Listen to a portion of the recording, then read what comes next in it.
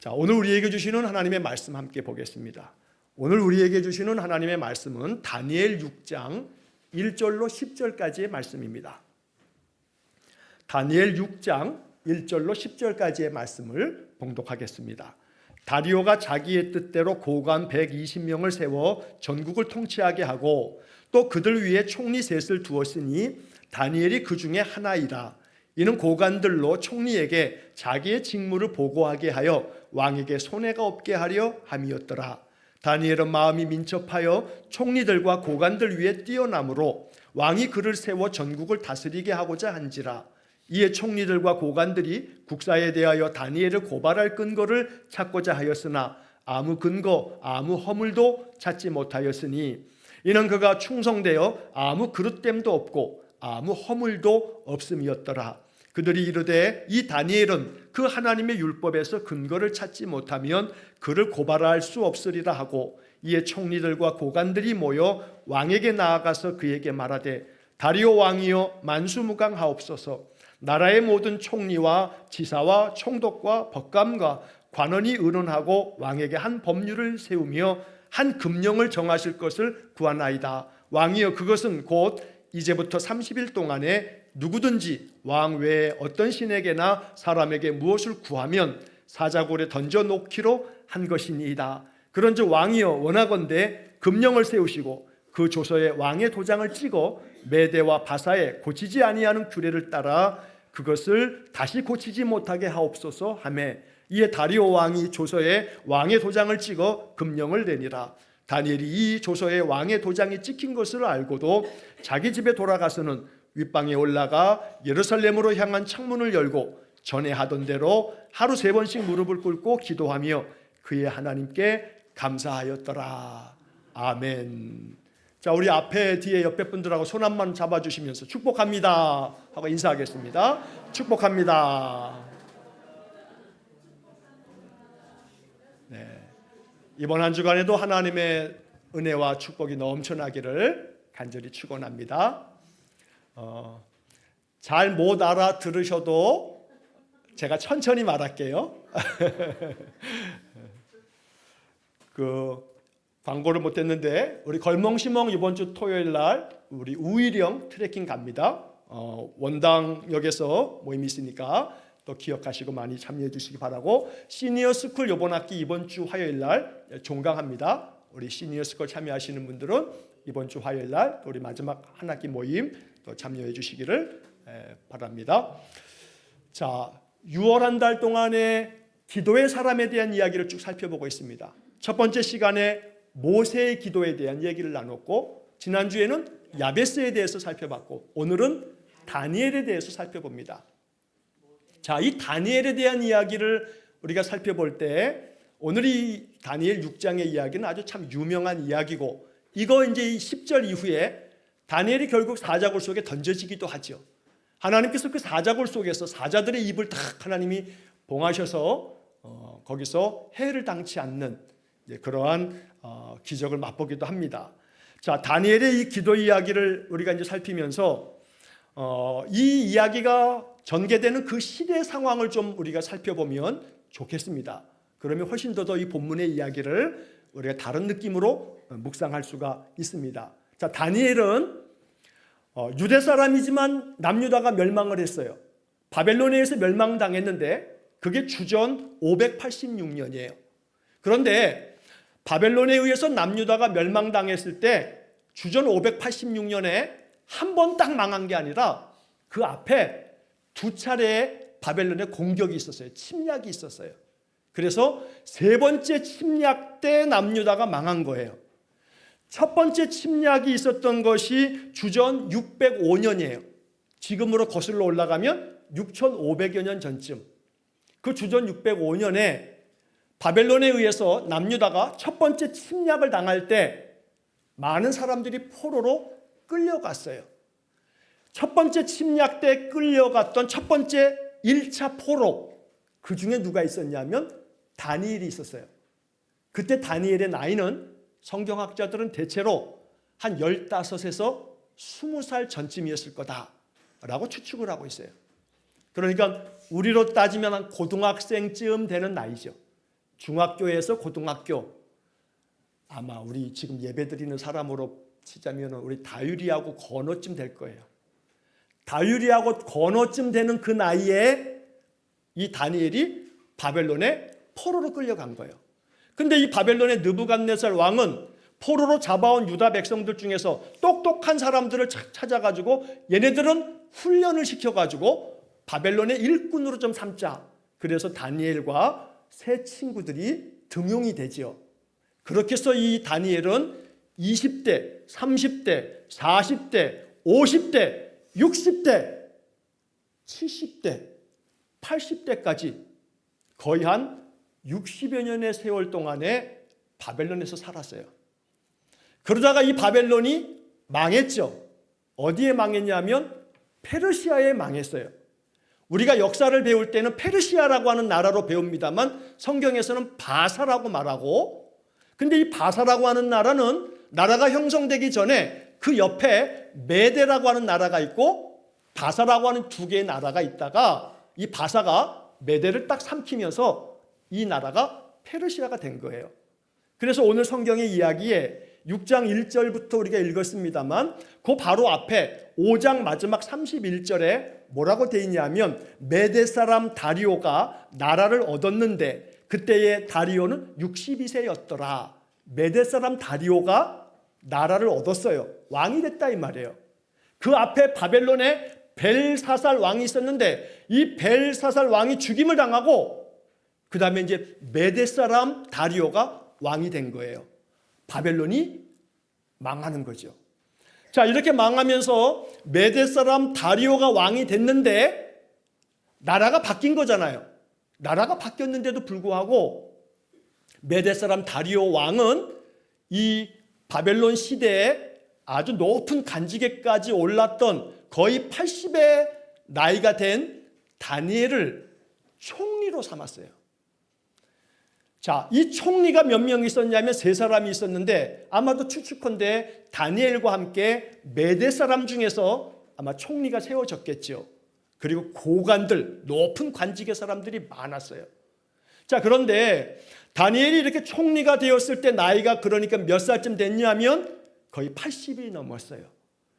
자, 80이 넘은 이 다니엘이 총리가 되었는데 이게 눈의 가시예요. 눈의 가시.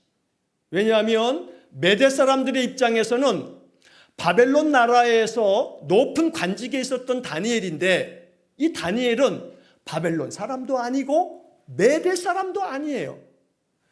포로로 잡혀왔던 유대 사람이 바벨론 시대에도 60년 동안의 높은 관직에 있다가 나라가 망해서 메데 바사가 됐는데도 불구하고 왕이 다리오 왕이 이 80이 넘은 다니엘을 총리로 앉히니까 눈꼴 사납죠. 그러니까 이 메데 출신의 총리들과 또 고관들은 높은 관직의 사람들은 우리가 총리가 다 돼야지. 저놈은 바벨론의 사람이고 더 나아가서는 유대 출신인데 하니까 시기 질투가 이루 말할 수가 없어요. 인간 사는 세상이라고 하는 것이요, 시기 질투가 많아요. 우리 아들 녀석이 군대에서도요 스트레스 받는 것 중에 하나가 시기 질투. 요즘 군대는요 뭐만 하면은 아이들 어떻게 이렇게 이게 말을 잘 듣게 하냐면 상점을 줘요. 상점을. 그러면 그렇게 상점을 받으면 그 상점이 24점이 되면 하루 휴가야. 그러니까 점수제로 해. 뭐 하면은 야, 너 상점 신청해라. 그럼 상점을 계속 줘. 그러니까 얘가 이제 바지런히 막 그냥 이것저것 막 하니까 상점이 쌓여가잖아요. 그래서 상점이 많아. 지 동기보다, 지 고참보다 상점이 많아가지고 휴가를 많이 받아놨어요. 그러니까 동기나 맞선임들이 이제 시기하는 거예요. 지 말로는 괜히 그냥 막 시기하고 막 그냥 지한테 막 말도 막 이상하게 막 해대 쌓고 막 고참들도 막 그러고 그게 또 하나의 스트레스인데 그러다 보니 이 젊은 아이들의 병영 생활에서도 그거 상점 많은 애가 휴가 며칠 더 지보다 많이 받았다고 시기하는데 직장 생활하는 사람들의 얘기를 들어보면 직장 생활에서 저 사람이 나보다 더 승진 빨리 할까 봐 인사고과를 담당하는 사람들이 저 사람을 좀 칭찬만 하면 어떻게 하면 저거를 흠잡을까 하는 거죠. 요즘에 민주당의 지지도가 푹 떨어져가지고 코가 그냥 반쪽이 됐어요. 근데 왜 그런다고 막 사람들이 얘기하냐면 민주당 사람들이 선거 이후에 그냥 당권 경쟁을 하느라고 전 총리 사이만 아무개랑 지금 대표라고 하는 사람이랑 당권 경쟁을 하네 어쩌네 막 그러면서 시끌시끌하잖아요. 권력이 무섭죠.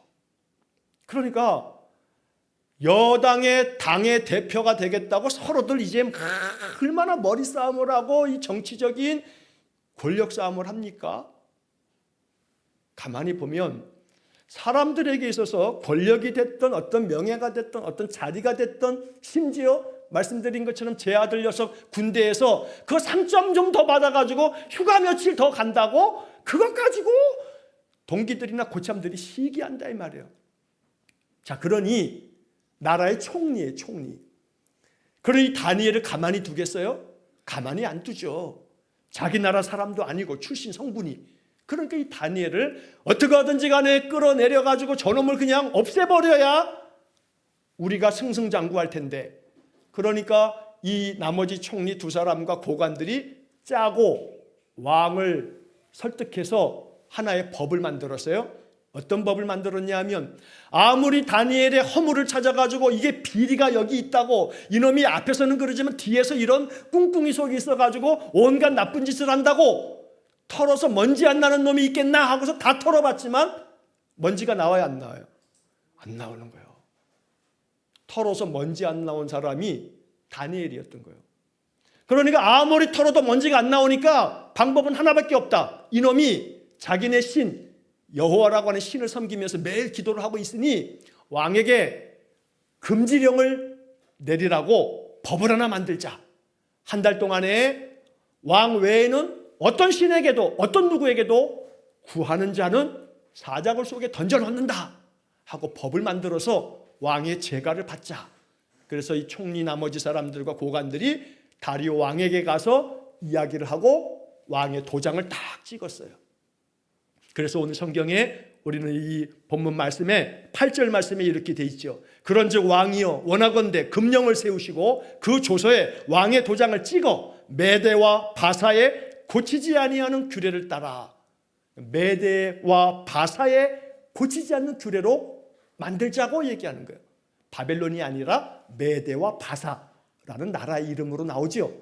그러니까 이 시대가 어느 시대인지를 우리가 짐작할 수 있는 거예요. 다니엘의 나이가 몇 살쯤 된다고요?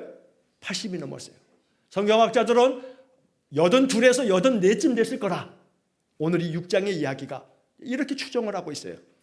자, 그러다 보니 이제 걸리는 거죠. 이제 다니엘이 그동안에 늘 기도했는데 왕 외에 어떤 누구에게도 어떤 신에게도 기도하면 사자굴 속에 던져지는 거예요. 그러니 이제 꼼짝없이 다니엘이 이제는 함정에 빠지게 생겼어요. 그러나 우리가 잘 아는 것처럼 10절의 말씀에 보면 다니엘은 꿈쩍하지 않아요. 겁내지 않아요. 그리고 하던 대로 하나님 앞에 기도하지요. 이 이야기 속에 우리는 다니엘의 모습을 이제 보게 됩니다. 우리가 익숙하게 알고 있는 이 다니엘의 이야기가 오늘 이 아침에 하나님이 이 다니엘의 이야기를 통해서 우리 마음속에 들려주시는 주님의 음성이 있기를 간절히 축원합니다. 여러분, 다니엘이라고 하는 이름의 뜻은 하나님은 나의 재판장이라는 뜻이에요. 하나님은 나의 재판장. 다시 말하면 다니엘은 그 이름대로 사람이 나의 재판장이 아니다. 하나님이 나의 재판장이다. 그러니 사람의 평가에 연연하지 아니하고 사람들의 판단 때문에 내가 좌우되지 아니하고 오직 하나님의 명령 앞에서 하나님의 뜻대로 살겠다 하는 게 다니엘의 이름이죠. 다니엘은 이름대로 살았어요. 그리고 다니엘은 이런 상황 속에서 결코 자신의 신앙과 기도의 삶을 꺾지 않았다고요. 그래서 오늘 이 다니엘을 기도의 사람 다니엘이다 하는 관점에서 몇 가지를 살펴봅니다. 자, 첫째는 기도의 사람 다니엘의 삶의 모습을 보여주는 게 지금 쭉 설명을 드린 것처럼 4절 말씀에 이렇게 기록되어 있어요. 4절을 다시 한번 보겠습니다. 4절을 보시면 이에 총리들과 고관들이 국사에 대하여 다니엘을 고발할 근거를 찾고자 하였으나 아무 근거 아무 허물도 찾지 못하였으니 이는 그가 충성되어 아무 그릇됨도 없고 아무 허물도 없음이었더라. 자, 이 4절 말씀을 세번역 성경으로 보시면, 주보 안쪽에 제가 세번역 성경을 담아놨는데 거기 세번역 성경의 4절 그 중간을 보면 이렇게 번역되어 있어요. 그러나 그들은 그에게서 아무 실책이나 허물을 발견하지 못하였다. 다니엘이 임무에 충실하여 아무 실책이나 허물이 없었기 때문이다. 그러니까 이 다니엘은 흠을 잡을래야 흠 잡을 데가 없는 거예요. 어떤 실책도 하지 않아요. 허물이 없어요. 이게 다니엘이었어요.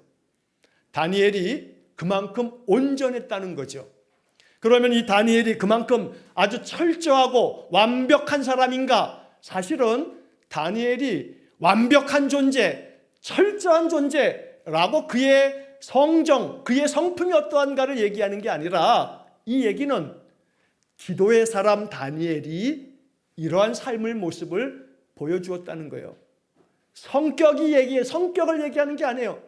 완벽주의적인 성격 때문에 다니엘이 자기의 삶에서 누구에게도 책 잡힐 만한 일을 안 한 완전한 사람이다, 그 얘기를 하는 게 아니에요. 다니엘은 기도의 사람이었기 때문에 그 기도의 삶은 그의 삶 자체를 지탱하는 힘이 되었던 거예요. 그래서 이 다니엘의 아무 실책도 아무 허물도 발견되지 않을 만큼 4절 말씀의 개역개정 성경은 이렇게 번역하죠. 그가 충성되어 그릇됨도 없고 허물도 없었다. 이게 다니엘의 삶이었어요. 이게 뭘 얘기하는 거냐 하면, 기도하는 삶은 단순히 종교 활동이 아닌 거예요. 기도를 종교적 생활, 종교 활동으로 여기면 안 돼요. 기도라고 하는 것은, 기도를 한다는 것은, 기도의 삶을 사는 사람은 그 삶을 어떻게 살아가는가라고 하는 삶의 태도를 만드는 거죠. 그러니까 기도하는 사람은 기도를 통해서 그 자신의 삶의 태도가 더 아름답고 온전하며 충성되고 충실한 삶으로 그 삶이 변화되어지는 거예요. 그러니까 어떤 사람이 교회를 다닌다 하면서, 자, 아무개는 참 기도를 아주 뜨겁게, 기도를 참 잘해, 기도를 열심히 해. 그것은 아름다운 칭찬이 아니에요. 기도를 암만 열심히 하면 뭐합니까? 그 사람의 삶이 다른 사람이 볼 때 맨 허물투성이고 맨 사람들이 책 잡힐 만한 일이 그냥 가득해가지고, 저 사람이 교회 가서 기도는 정말로 청산유수, 저 사람이 기도하면 진짜 기도만 들으면 눈물 날 만큼 기도에 감동이 있는데, 그 사람의 삶의 구석구석을 보면 맨 주변 사람들에게 맨날 욕만 먹어. 그 사람의 기도는 가짜예요. 그건 기도가 아니에요. 그건 종교적인 수사하게 능한 그런 말의 잔치에 불과해요. 기도의 사람 다니엘은요, 그냥 그 기도가 그의 삶에 지대한 근간이 되고 뿌리가 되고 뼈대가 되고 원천이 되었어요. 그래서 기도의 사람 다니엘은 그 기도 생활이 그의 삶의 태도를 만들게 했다는 거예요. 다니엘이 단순히 완벽주의적인 성격을 가지고 있기 때문에 나는 철저하게 누구에게도 책 잡힐 일을 안 할 거야, 그런 성격을 얘기하는 게 아닌 거예요. 기도의 사람 다니엘은 그가 기도를 통해서 하나님의 뜻을 알고 하나님의 마음을 알기 때문에 그 삶 자체도 모든 사람이 칭송할 수밖에 없는 그런 삶의 태도를 보여주었다는 거죠. 다시 말하면 다니엘의 신앙은 신앙과 삶이 분리되지 않은 거예요. 4절을 우리가 어떻게 읽을 것인가? 이 4절은 다니엘이 아무런 고발할 건수를 찾을 수 없을 만큼 완벽한 사람이었다는 게 아니라, 다니엘의 신앙은 그의 삶으로 나타났구나, 그의 신앙이 삶에서 열매가 되었구나, 이걸 얘기하는 게 4절 말씀이라고요. 그러므로 우리의 신앙이 우리의 삶을 통해서 꽃피고 우리의 삶에서 열매가 되어지기를 축복합니다. 내 신앙이 깊을수록 내 신앙은 나의 삶의 태도를 바꾸어야 해요. 예수를 믿으면서 저 사람의 삶이 변화되어지는 것 같다. 그 사람 예수 잘 믿는 사람이죠. 삶의 태도를 보면 이 사람의 신앙을 가늠할 수 있는 거예요. 그러니까 그 사람의 종교적 활동으로 신앙을 가늠하지 마세요. 종교적 활동을 어찌하느냐 이걸 보고 저 사람 신앙이 좋다 이렇게 판단하지 마세요. 그 사람의 삶의 태도를 보시고 그 삶의 모습 속에서 향기가 느껴진다면 저 사람 신앙이 참 깊다 이렇게 느낄 수 있다는 거죠. 다니엘은 그의 기도가 그의 삶의 태도로 드러나게 됐다는 거예요. 이것을 우리 마음속에 깊이 묵상하면 좋겠습니다. 잠언 10장 9절 말씀에 이런 성경 말씀이 나옵니다. 바른 길로 행하는 자는 걸음이 평안하려니와 굽은 길로 행하는 자는 드러나리라. 굽은 길로 행하면 그 삶이 드러나게 돼 있어요. 아무리 앞에서는 천사처럼 굴어도 굽은 길로 행하는 사람은 반드시 뒷모습을 보일 수밖에 없어요. 드러난다고요. 그러나 다니엘은 드러나지가 않아요. 아무리 들추어내려고 해도 허물을 찾을 수가 없는 거예요. 왜요? 바른 길로 행하는 자는 걸음이 평안하기에 그의 삶에서 뭔가 고발할 건수를 찾을 수 없었다는 얘기죠. 오늘 우리의 신앙의 삶, 우리의 기도 생활이 우리를 나의 삶의 태도를 그렇게 만들어 갈 수 있기를 간절히 축원합니다. 또한 오늘 본문에서 우리는 눈여겨봐야 할 것이 10절의 말씀이죠. 자, 10절 말씀을 다시 한번 보겠습니다. 10절을 우리 한번 다시 한번 읽어볼까요? 우리 다 같이 한번 읽어보겠습니다. 10절 시작. 다니엘이 이 조서에 왕의 도장이 찍힌 것을 알고도 자기 집에 돌아가서는 윗방에 올라가 예루살렘으로 향한 창문을 열고 전에 하던 대로 하루 3번씩 무릎을 꿇고 기도하며 그의 하나님께 감사하였더라. 자, 이 10절을 통해서 우리는 여러 가지 많은 묵상을 하게 됩니다. 다니엘은 왕의 이 도장이 찍혀 있는 이 법령을 알고 있어요. 자, 그러므로 자기 집에 가서 이제 기도하는 순간 이것 때문에 다니엘을 잡아두겠다고 만든 법이거든요. 그러니까 다니엘이 기도를 하나하나 감시하는 사람들이 있겠어요, 없겠어요? 당연히 있죠. 그 집에 다니엘이 총리니까 그 집에 얼마나 많은 신하들도 있고 또 종들도 있고 그러겠습니까? 거기에 뭐 한 사람 정도 매수하는 거 일도 아니죠. 메대 사람 하나에게 거기 뭐 신하들이나 종들에게 니들은 잘 감시하다가 바로 얘기해. 다니엘이 이 법이 만들어졌는데 기도하면 당장 얘기해. 아마 그랬을 거예요. 그런데 다니엘은 기도를 멈추지 않았어요. 기도하면 어떻게 돼요? 사자굴 속에 던져지는 거예요. 죽는 거예요. 하지만 기도를 멈추지 않았어요. 오히려 자기 집에 돌아가서는 윗방에 올라가 예루살렘을 향해서 열려있는 창문을 열고 그리고 전에 하던 대로 하루 3번씩 무릎을 꿇고 기도한다고요. 얼마나 절체절명의 위기예요? 기도하면 죽어요. 너 기도하면 죽어. 할 때 나는 과연 계속 기도할 용기가 있을까? 사실 목사인 저도 자신이 없어요. 솔직히 자신이 없어요. 말로야 그래야 된다고 이 강단에서 얼마나 자신 있게 외치는 건 뭐 쉽지요. 그러나 진짜 그런 상황이 된다면 과연 내가 기도하는 순간 붙잡혀가지고 사자굴 속에 던져지듯이 죽임을 당한다면 내가 기도할 수 있을까? 솔직히 인간적으로 자신이 없어요.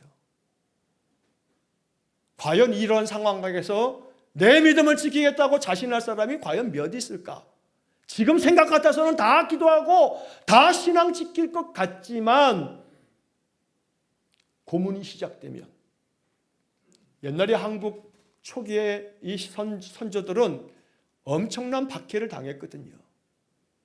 종교적인 이유로, 예수를 믿는다는 이유로 말할 수 없는 박해를 당했어요. 목이 배임을 당했어요. 여러분 능지처참을 당했어요. 옛날에 이 신앙의 박해 기간 동안에 이 고대 이 초대교회 당시 이 로마의 박해 때도 마찬가지고 우리 한국교회 초기 한국교회 때도 마찬가지예요. 잡으면 그냥 목을 베어 죽이기도 하고요. 어마어마한 고통이 있어요. 사지, 양팔에다가 양다리에다가 줄을 묶어가지고 뭐 소나 말에게다 다 묶은 다음에 그냥 탁 이 사방으로 얘네를 치면 얘네 소나 말들이 사방으로 확 뛰면 사람의 이 팔도 빠지고 다리도 빠지고 몸통만 남고 막 이런 참혹한 박해들이 있었다는 기록이 있어요. 그런 상황에서도 믿음을 지킬 수 있을까? 아마 어려워요. 사자굴 속에 던져지면 사자가 그냥 다 씹어 먹는 거죠. 죽을 때까지 씹어 먹는 거예요. 과연 그럴 때 이 기도를 계속할 수 있을까? 그럴 수 없을 거예요, 아마. 그런데 그런 절체절명의 위기 속에서 다니엘은 그 믿음을 저버리지 않았어요. 위험 속에서도 하나님을 향한 마음이 꺾이지 않았다고요. 우리는 이 다니엘의 이야기를 통해서 다니엘이니까 그렇게 할 수 있는 거지 라고, 다니엘만 할 수 있는 거야 라고 말할 수 없어요. 왜냐하면 2000년 교회 역사 가운데 너무나 많은 우리와 별반 다를 것이 없는 너무나 많은 신자들이 그 박해 가운데서도 믿음을 지킨 사람들이 있었거든요. 이 땅 한반도에도. 그래서 여기까지 지금 우리가 신앙생활할 수 있었던 거거든요.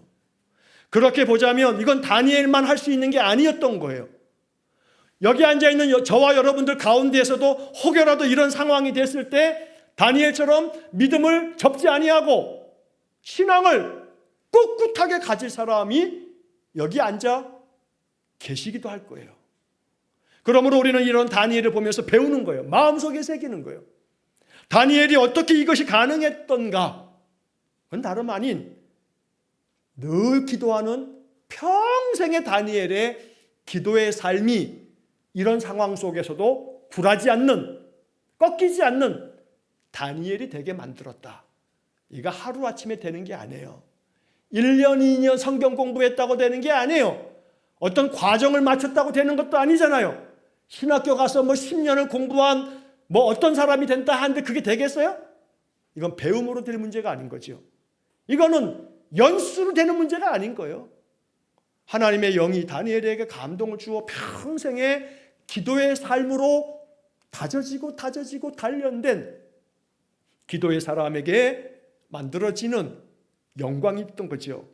가만히 생각해 보면, 그러면 이제 오늘 우리를 견주어 보면 나의 삶의 많은 환경이, 조건이, 내 앞에 있는 현실이 나로 하여금 너무나 많은 괴로움을 안겨줄 때, 그때도 변함없이 여호와를 신뢰하면서 내 어려운 환경, 내 어려운 현실, 너무나 각박하여 너무나 마음속에 괴로운 고통스러운 내 인생, 이런 가운데에서도 내 믿음을 지키면서 계속 기도하면서 살겠는가?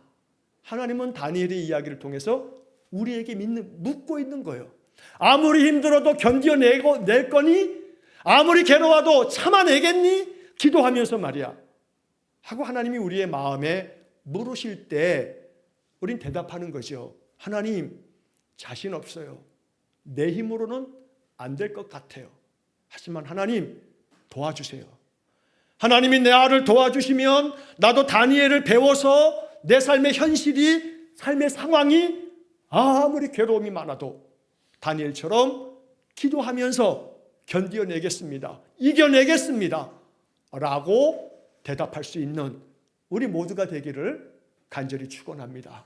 아무리 괴로워도, 아무리 힘들어도, 아무리 죽을 것만 같아도 참아내고 이겨낼 수 있는 힘이 어디서 생기나?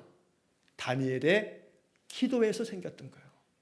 다니엘은 80이 넘는 그 나이 때까지 15어간의 포로로 잡혀온 그때부터 이역만리 이 포로지 생활을 하는 가운데서도 여호와를 향한 그 믿음의 기도를 계속했던 사람이에요. 그 기도가 평생을 이어졌기 때문에 그는 이 절체절명의 위기 순간에도 신앙이 꺾이지 않았어요. 신앙으로 그 모든 것들을 돌파해냈어요. 우리의 삶이 이와 같기를 간절히 축원합니다. 마음이 아무리 괴로워도 아무리 죽을 것만 같아도 하나님 함께 계시니 이겨낼 수 있을 겁니다. 우리가 늘 기도하고 있으니까요. 그러므로 하나님, 나의 기도는 보잘것없어요. 나는 몇 분만 기도해도 몇 시간 기도한 것 같아서 기도를 길게도 못해요. 하지만 내 마음에 진심이 담겨있는 기도이니 내 기도를 받아주세요. 이렇게 기도 생활하시면서 하나님의 도우심을 구하면 하나님이 우리의 삶의 상황이 아무리 절박하고 괴롭고 힘들어도 이기게 하실 줄로 믿습니다. 오늘 우리는 이 다니엘의 이야기 속에서 10절에서 이 말씀을 보게 됩니다. 예루살렘으로 향한 창문을 열고 전에 하던 대로 하루 3번씩 무릎을 꿇고 기도하며, 어떻게 하던 대로예요? 전에 하던 대로, 늘 하던 대로. 그러니까 이 다니엘의 이야기는 이런 위기 상황 속에서 다니엘이 너무나 절박하고 다급하니까 그때 기도를 시작한 게 아니에요. 다니엘은 늘 기도의 삶을 살았던 거예요. 기도라고 하는 것이 결코 너무나 다급하고 급할 때 붙들어야 하는 도구가 되면 안 돼요. 꼭 무슨 일이 생기면 그때 기도하다가 그 일이 좀 지나가면 이제는 기도 끝, 이러면 안 된다고요. 다니엘에게서 배워야 해요. 어느 목사님이 옛날에 신학교에서 신학대학원 과정에서는 목회 실습이라는 과목이 있어요. 그럼 거의 한 70이 넘으신 이제 원로급의 교단의 목사님이 오셔서 평생 동안 목회했던 그 목회 이야기를 들려주는 거거든요. 근데 이제 그 목사님이 제 기억으로는 청량리 중앙교회 임택직 목사님이 아마 오셔서 한 학기 강의를 해주신 적이 있는데, 그 어른이 그런 얘기를 하셨던 걸로 제가 기억을 해요. 새벽 기도에 당신네 교회 아무개 안수 집사가 계속 새벽 기도 나온 적이 없는데 새벽 기도를 나오더래요. 그래서 새벽 기도를 그 어느 시기부터 잘 나와가지고 아이 참 기특하다 하고서 이제 그러다가 이제 어느 날 이제 새벽 기도 끝나고 시간이 좀 되는 날이 있어 집사님 하고서 이제 임택식 목사님이 불렀대요. 그래서 아이고 새벽 기도에 이렇게 열심히 나와서 참 좋다고. 그랬더니 그분이 눈물을 뚝뚝 흘리면서 목사님, 내가 지금 이러이러한 일이 있어가지고 참 하나님 앞에 기도하지 않을 수가 없게 됐어요. 그래서 이제 막 얘기를 하길래 목사님이 그렇구나 하고서 이제 또 간절한 마음으로 기도를 해드렸대요. 그리고서도 이분이 계속 기도 생활을 쭉 이어갔던 거죠. 몇 달이 지나고 난 다음에 어느 날서부터 이분이 교회를 안 나오더래요. 새벽 기도를 안 나오더래. 그래서 이제 한두 주 지난 다음에 주일날 봤길래 아무개 집사 부르고서 요즘에 어떻게 새벽 기도에 여기 또 얼굴이 안 보여? 그랬더니 아주 기쁜 모습으로 환하게 목사님, 하나님께서 응답해 주셔서 그 문제가 해결됐어요. 목사님 너무 좋아가지고 할렐루야 잘 됐다고 축복했는데 이 목사님이 그 집사님께는 다 얘기 않고 신학교에 오셔가지고 우리 목사 후보생들한테 얘기해 주는 거예요. 이 얘기를. 문제가 다 해결됐더니 기도를 안 트라. 기도를 안 트라. 사실 이 다니엘의 이야기를 생각하면서 그 목사님의 이야기가 1부 예배 마치고서 제가 이 2부 예배 설교를 해서 이렇게 묵상하는데 그때 생각이 언뜻 떠오르는 거예요. 다니엘의 기도 삶이라고 하는 것이 위기에 봉착하자 하나님 찾아야겠구나 하고서 하나님 찾는 거, 그것도 귀해요. 임택식 목사님 말씀하셨던 그 안수 집사님 귀한 분이에요. 아름답고 선한 분이에요. 믿음의 사람이에요. 힘들고 어려운 일이 있으면 하나님 찾아야겠구나 하는 마음부터 떠올라야 돼요. 너무나 귀하고 아름다운 신앙이에요. 그런데 거기서 한 발짝 더 나가자면, 한 계단 더 올라가자면 어떻게 해야 돼요? 하나님이 내게 이렇게 은혜를 주셨으니 내가 다니엘처럼 내가 계속 기도의 삶을 살아야겠구나. 이렇게까지 나아가면 이 사람은 한 단계 더 신앙이 업그레이드 되는 거죠. 그러므로 나의 신앙의 삶이, 내 기도의 삶이 어떤 위기와 어떤 신앙의 위태로운 그런 삶의 자리에서 기도하는 거 소중합니다. 그래야 합니다. 그런 생각이 먼저 떠올라야 합니다. 하지만 거기서 한 단계 더 업그레이드가 돼가지고 나의 기도의 삶이 전에 하던 대로 늘 계속되어질 수 있기를 축복합니다. 기도는 신앙생활의 응급조치가 아니에요. 응급조치하듯이 너무나 힘든 일이 갑자기 생기니까 아이고 기도해야겠구나, 여기서 머물지 마시고 기도가 나의 신앙과 나의 영적 삶의 호흡이 될 수 있기를 축복합니다. 기도를 일컬어 말할 때 기도는 영적인 영의 호흡이다 이렇게 얘기해요. 여러분, 편안할 때는 숨 쉬다가 위태로울 때는 힘을 막 쉬다가 아이고 편안하니까 이제 숨 좀 돌릴 수 있겠다 하고 숨 안 쉬어요? 아니죠. 숨 좀 돌리게 생겼다, 이제는 이 문제 해결됐으니 숨을 돌린다 하는 게 숨 안 쉬겠다는 거예요? 그건 아니잖아요.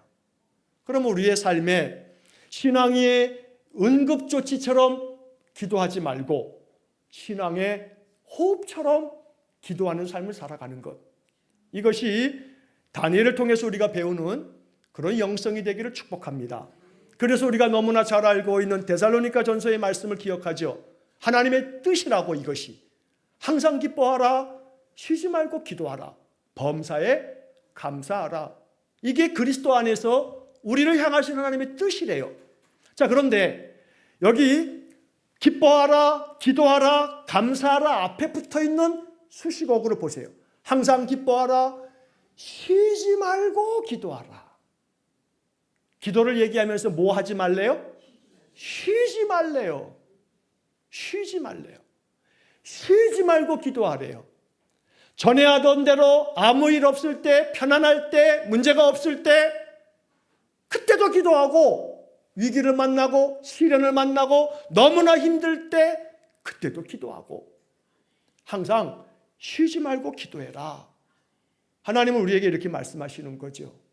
그러므로 우리가 이 한 달 동안에 6월달 우리 암송구절로 골로새서 4장 2절을 우리가 지금 암송구절로 이렇게 보고 있는데, 골로새서 4장 2절 주보 1면에 써 있는 이번 달 암송구절 한번 다 같이 한번 읽어보겠습니다. 시작. 기도를 계속하고 기도에 감사함으로 깨어있으라. 기도를 어떻게 하라고요? 계속하라고요. 계속하라고요. 날마다 기도를 계속하는, 전에 하던 대로 계속 기도했던 다니엘을 배우는 아름다운 신자가 될 수 있기를 축복합니다. 자, 이제 마지막으로 오늘 본문의 이야기에서 이 10절 마지막에 한 문장을 보시기 바랍니다. 10절의 마지막 문장은 이렇게 끝나고 있어요. 그의 하나님께 감사하였더라. 다니엘의 기도의 삶을 기록하면서 이 다니엘서는 그의 하나님께 감사하였더라. 다니엘이 지금 감사할 상황이에요? 전에 하던 대로 하나님께 기도하였다. 그렇게 기도하면서 하나님께 감사했다. 이게 지금 감사할 상황이냐고요. 기도하면 곧 어떻게 될 텐데? 붙잡혀 가서 사자굴 속에 던져지는데 그게 감사가 나와요? 근데 다니엘은 그의 하나님께 감사하였다고요. 그러니까 이 다니엘은 이 감사를 통해서 하나님, 나의 삶에 언제나 함께 계시기 때문에, 왕은 금지령을 내려가지고 어떤 신에게도 절하고 기도하는 자들은 사자굴 속에 던져 넣겠다고 했지만, 내가 이렇게 전에 하던 대로 기도할 수 있게 되었으니, 기도하고 있으니 감사합니다.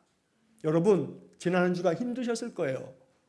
한 주간에 너무나 힘들고 어려웠음에도 불구하고 오늘 내가 주일이 되어서 예배당에 나와서 예배할 수 있으니 하나님 감사합니다. 그렇다면 여러분들은 다니엘서 6장 10절에 다니엘의 모습이 여러분들 안에 나타난 거죠. 너무나 괴로워가지고 지난 한 주를 보내면서 너무나 속상하고 너무나 힘들어서 주일날 교회 나가기 싫었는데 그걸 이겨내고 예배당에 나와서 예배를 하고 있다면 우리는 다니엘이 된 거죠. 우리가 다니엘이 된 거예요. 지난 한 주간 너무나 힘들고 괴로웠어도 전에 하던 대로 예배 생활하고, 전에 하던 대로 말씀 생활하고, 전에 하던 대로 기도 생활한다면 내가 다니엘이다. 내가 다니엘이다. 옆 사람에게 그렇게 축복합시다. 당신이 다니엘입니다. 당신이 다니엘입니다. 미리 땡겨가지고 축복한 거예요. 아직은 다니엘이 아닌데 당신이 다니엘입니다 하고 축복하는 까닭은 다 미리 땡겨가지고 그렇게 될 줄로 믿고 축복한 거지. 뭐 아직은 다니엘 되려면 아직 멀었지 뭐. 솔직한 얘기해서. 하지만 다니엘이 될 줄로 믿고 당신이 다니엘입니다 하는 마음으로 우리는 듣는 거예요. 내가 다니엘이다. 내가 다니엘이다. 그렇게 우리의 삶을, 인생의 삶에서 괴로움 많아도 감사하면서 극복하는 거예요. 그 감사는 나로 하여금 계속하여 기도하게 하고, 그 기도는 내 마음속에 감사를 일으켜 세운다고요. 기도하지 않으면요, 감사가 안 만들어져요. 그래서 제가 예전에 설교 중에 그런 얘기를 한 거예요. 항상 기뻐하라, 쉬지 말고 기도하라, 범사에 감사하라. 안 된다고요. 이게 항상 기쁘지가 않은 걸 범사가 감사할 수가 없거든. 그러니까 이 양쪽에 있는 두 가지가 가능하려면 뭐 해야 되는 거라고요? 쉬지 말고 기도하는 거예요. 중간에 쉬지 말고 기도해야 항상 기뻐할 수 있고 범사에 감사할 수 있는 거예요. 그러니까 기도하지 않으면 항상 기쁨도 안 되고요, 범사에 감사도 안 돼요. 그래서 쉬지 말고 기도하면 항상 기쁘고요, 범사가 감사해요. 다니엘의 이 감사는 바울의 가르침 속에도 담겨 있어요. 바울은 빌립보서 4장 6절에서 우리에게 이렇게 말씀했죠. 우리가 이 말씀을 너무나 잘 알고 있어요. 아무것도 염려하지 말고 다만 모든 일에 기도와 간구로 너희 구할 것을 감사함으로 하나님께 아뢰라. 아무 것에도 염려하지 말고 모든 일에, 선택적으로 하지 말고 모든 일에 기도와 간구로 너희 구할 것을 하나님께 아뢰라. 근데 어떻게? 감사함으로 하나님께 아뢰라. 저는 그렇게 이 말씀을 해석합니다. 바울이 다니엘서를 모르지 않아요. 다니엘서는 유명한 선지서거든요. 이 바울 시대에도 이 다니엘서를 다 읽었을 거예요. 아마 유대인들은. 이 바울은 다니엘서 6장 10절에 다니엘의 기도를 얘기하면서 다니엘이 이렇게 기도하면서 하나님께 감사하였다라는 10절의 마지막 구절을 보면서 바울은 묵상했었을 것 같아요. 그래서 이 빌립보서 4장 6절에 모든 일에 기도와 간구로 너희 구할 것을 감사함으로 하나님께 아뢰라. 기도와 감사가 이렇게 붙어 있다고요. 우리의 기도 생활은 우리의 삶을 감사하게 만들어요. 인생의 삶의 어떤 상황 앞에서든지 마음에 낙담하지 마시고, 원망하지 마시고, 불평하지 마시고, 제발 기독교 신자가 원불교 신자 되지 말라고요. 늘 말씀드리죠.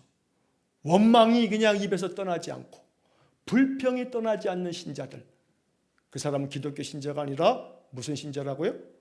원불교 신자, 원불교 신자. 원망하고 불평하는 신자, 원불교 신자. 원불교 신자가 아닌 기독교 신자가 되려면 날마다 다니엘처럼 그 기도의 삶을 통해서 감사를 만들어내시고, 그 감사로 인해서 나의 삶을 아름답고 건실하게, 누구에게도 책망받을 일 없는, 그렇게 하나님 앞에서 늘 우리의 인생의 삶을 만들어갈 수 있기를 간절히 축원합니다. 그러면 하나님께서 우리를 통해서 영광 받으실 거고 우리의 삶은 하나님 나라가 될 줄로 믿습니다. 그러한 삶을 또 한 주간 살아내실 수 있기를 주의 이름으로 간절히 축원합니다. 기도하겠습니다. 자비로우신 아버지 하나님, 기도의 사람 다니엘을 묵상합니다. 오늘 성경의 이야기를 통해서 다니엘을 통해서 우리에게 주의 음성을 들려주시니 마음 깊이 배우게 하시고 우리의 삶이 다니엘을 닮아갈 수 있도록 은혜를 내려 주옵소서. 예수님 이름으로 기도하옵나이다. 아멘. 우리 구주 예수 그리스도의 은혜와 하나님 아버지의 극진하신 사랑과 성령의 교통하심이 날마다 나의 삶, 기도를 통해 하나님의 능력, 하나님의 사랑, 하나님의 은혜와 평강을 풍성히 누리며 살기를 소원하는 머리 숙인 귀한 성도들 위해와 저들 가정과 온 가족들 위해, 성도들의 산업 위에와 주의 몸된 교회와 이 나라의 민족 위에, 우리가 파송한 이종수 목사님과 그 가정과 사역 위에, 세상 열방 위에 영원토록 함께 하시길 축원하옵나이다. 아멘.